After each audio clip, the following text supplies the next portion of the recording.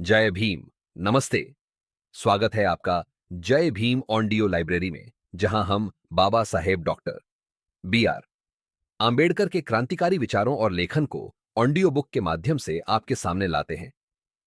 आज हम उनकी महत्वपूर्ण पुस्तक अछूत कौन थे और वे अछूत क्यों बने के 5वें अध्याय मांसाहार और अछूतों की भूमिका एक बहस को पढ़ने जा रहे हैं।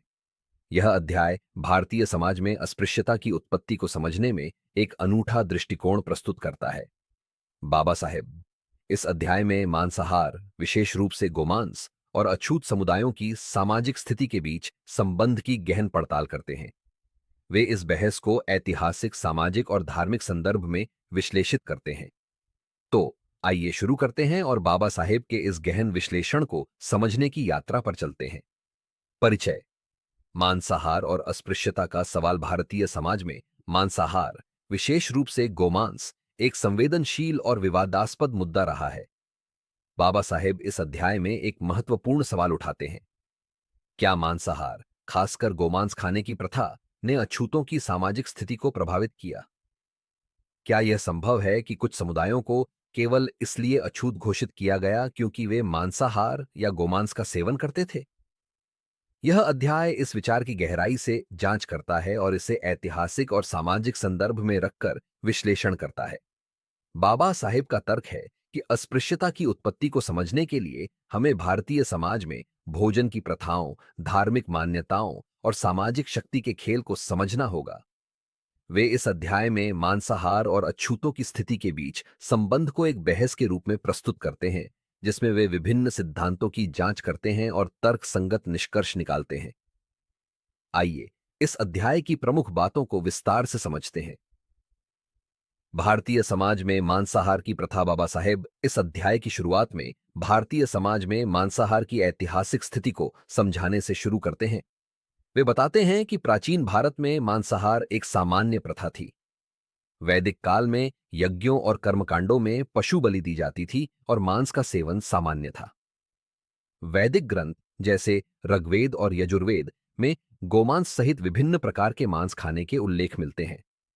ब्राह्मण, क्षत्रिय और अन्य वर्णों के लोग मांसाहार करते थे और यह सामाजिक या धार्मिक रूप से निषिद्ध नहीं था। लेकिन समय के साथ, विशेष रूप से बौद्ध धर्म और जैन धर्म के उदय के बाद, मांसाहार की प्रथा पर सवाल उठने लगे। बौद्ध धर्म और जैन धर्म ने अहिंसा के सिद्धांत को बढ़ावा दिया, जिसने पशु बलि और मांसाहार को कम करने की कोशिश की। बाबा साहेब बताते हैं कि यह धार्मिक परिवर्तन भारतीय समाज में भोजन की प्रथाओं को प्रभावित करने वाला एक महत्वपूर्ण कारक था। गोमांस और धार्मिक मान्यताएं। बाबा साहेब इस अध्याय में गोमांस के सेवन और इसके धार्मिक महत्व पर विशेष ध्यान देते हैं। वे बताते हैं कि प्राचीन भारत में गाय को पवित्र नहीं माना जाता था। वैदिक यज्ञों में गायों की बलि दी जाती थी और गोमांस का सेवन सामान्य था।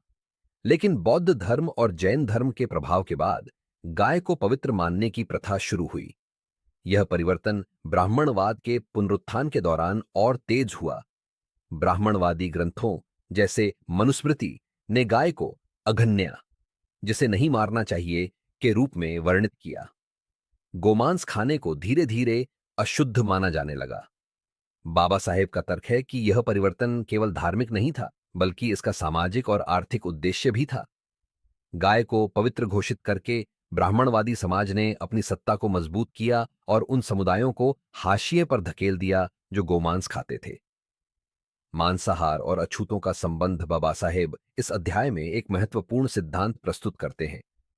क्या गोमांस खाने की प्रथा ने कुछ समुदायों को अछूत बना दिया?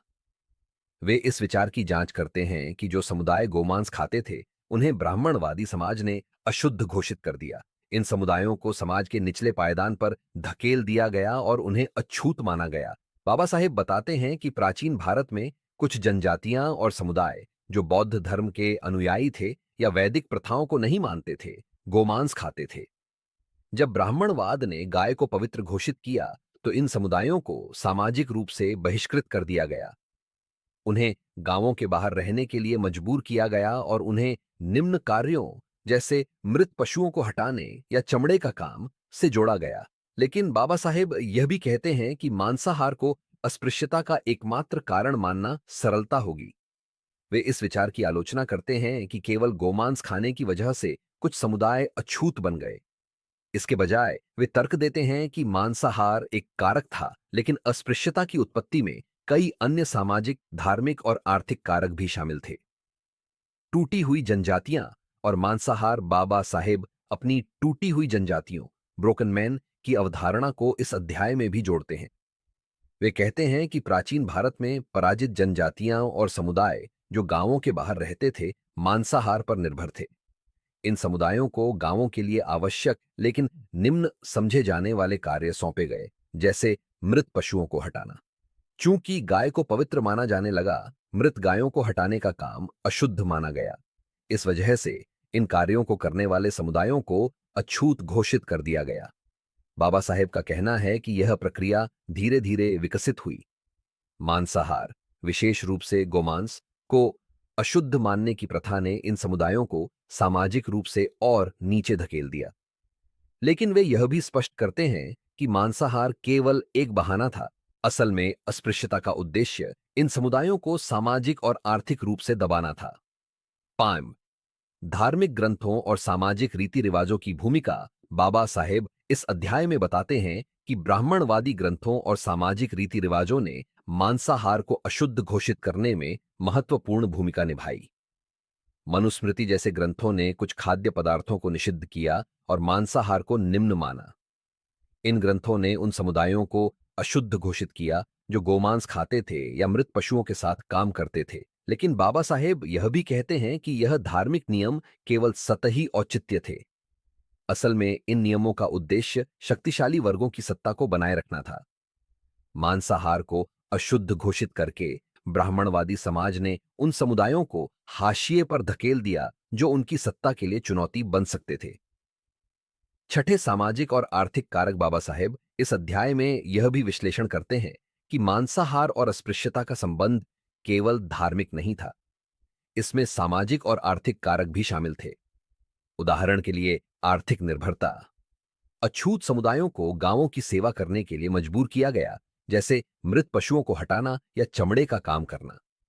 ये कार्य आर्थिक रूप से आवश्यक थे, लेकिन इन्हें निम्न माना गया। सामाजिक बहिष्कार। मांसाहार करने वाले समुदायों को गांवों के बाहर रहने के लिए बाध्य किया गया। उन्हें मंदिरों, कुओं और सार्वजनिक स्थानों से वंचित किया गया। सांस्कृतिक हाशियाकरण। इन समुदायों की संस्कृति और परंपराओं को दबाया गया। उनकी पहचान को अशुद्ध के रूप में परिभाषित किया गया। बाबा साहेब का कहना है कि मांसाहार को अस्पृश्यता से जोड़ना एक रणनीति थी, जिसका उद्देश्य इन समुदायों को सामाजिक और आर्थिक रूप से कमजोर करना था। 7, मांसाहार की बहस, एक आलोचनात्मक विश्लेषण। बाबा साहेब इस अध्याय में मांसाहार और अस्पृश्यता के बीच संबंध की आलोचनात्मक जांच करते हैं। वे कहते हैं कि यह विचार कि गोमांस खाने की वजह से कुछ समुदाय अछूत बन गए, एक अधूरा सत्य है। मांसाहार एक कारक हो सकता है, लेकिन अस्पृश्यता की उत्पत्ति में कई अन्य कारक भी शामिल थे, जैसे बौद्ध धर्म का पतन। जैसा कि पिछले अध्याय में चर्चा की गई, बौद्ध समुदायों का बहिष्कार अस्पृश्यता का एक प्रमुख कारण था। वर्ण व्यवस्था। वर्ण व्यवस्था ने कुछ समुदायों को निम्न स्तर पर रखा और मांसाहार ने इस प्रक्रिया को और तेज किया।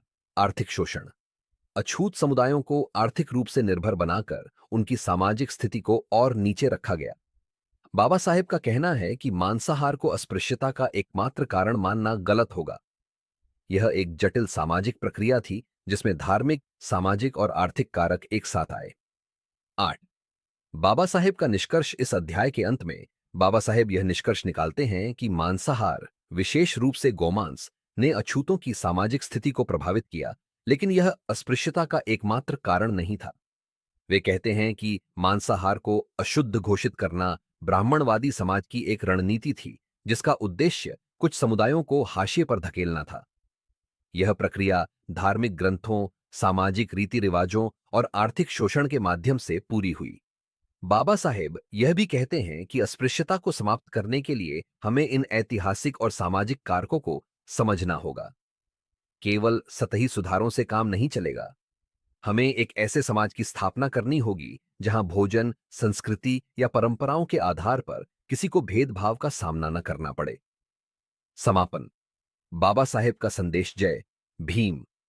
इस अध्याय को पढ़ने के बाद हम देख सकते हैं कि बाबा साहेब ने मांसाहार और अस्पृश्यता के बीच संबंध को कितने गहरे और तर्कसंगत ढंग से विश्लेषित किया है।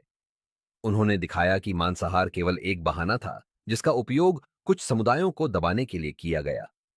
उनका यह संदेश आज भी प्रासंगिक है, जब हम एक समतावादी और न्यायपूर्ण समाज की दिशा में काम कर रहे हैं। हम आशा करते हैं कि जय भीम ऑडियो लाइब्रेरी के इस ऑडियो बुक ने आपको बाबा साहेब के विचारों को समझने में मदद की। अगले अध्याय में हम इस पुस्तक की और गहराई में जाएंगे।